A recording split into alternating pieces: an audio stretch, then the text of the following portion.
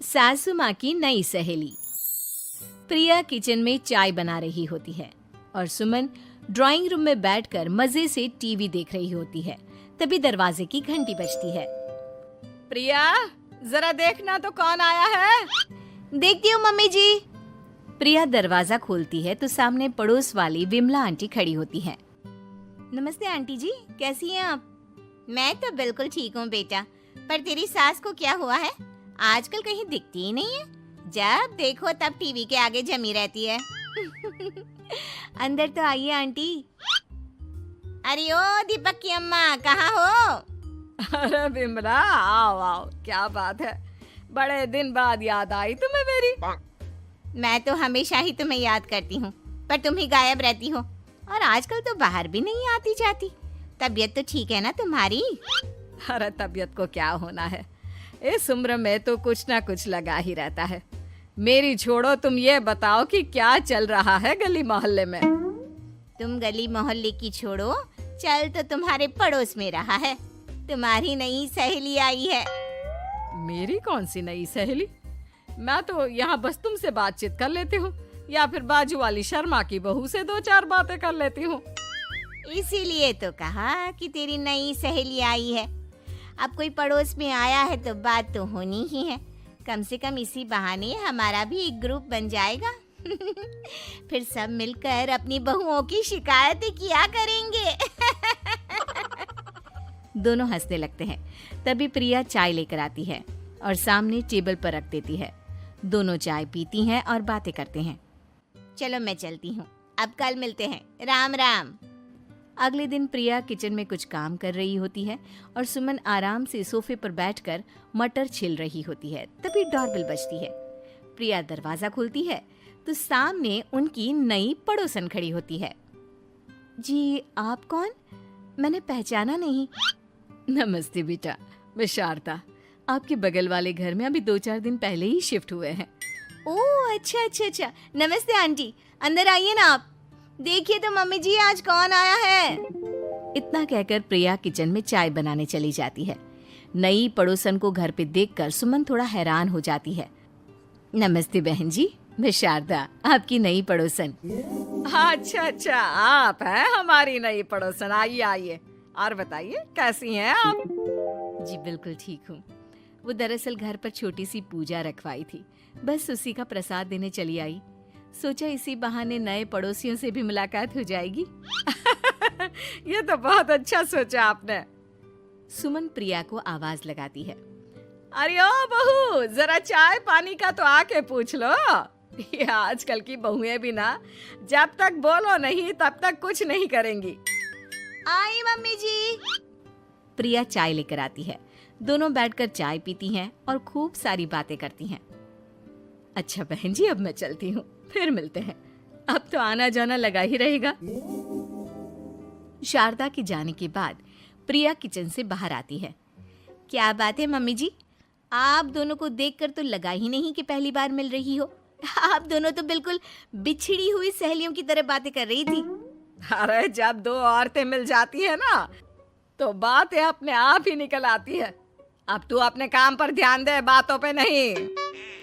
ऐसे ही कुछ दिन बीत जाते हैं। अब सुमन और शारदा अच्छी सहेलियां बन गई होती हैं। दोनों एक साथ मंदिर जाती, मार्केट जाती और कभी कभी तो विमला भी इनके साथ मिलकर खूब हंसी ठिठोली करती। एक शाम तीनों बैठकर सुमन के घर पर चाय पी रही होती हैं कि तभी बहुत तेज बारिश शुरू हो जाती है। सुमन जोर से प्रिया को आवाज लगाती है। प्रिया, ओ प्रिया, देख कितनी तेज बारिश हो रही है। जाके छत से सारे कपड़े ले आ, नहीं तो सब भीग जाएंगे। सुमन 2 बार आवाज लगाती है लेकिन प्रिया का कोई जवाब नहीं आता। शायद प्रिया कुछ काम कर रही है, इसीलिए कुछ जवाब नहीं दे रही। अरे काहे का काम, आराम फरमा रही होगी महारानी। तभी प्रिया बीमार हालत में अपने कमरे से बाहर निकलती है। हाँ मम्मी जी, क्या हुआ? मेरी तबीयत थोड़ी ठीक नहीं है ना, इसलिए आग लग गई। अरे सारे कपड़े भीग गए और तुझे सोने से फुर्सत नहीं है।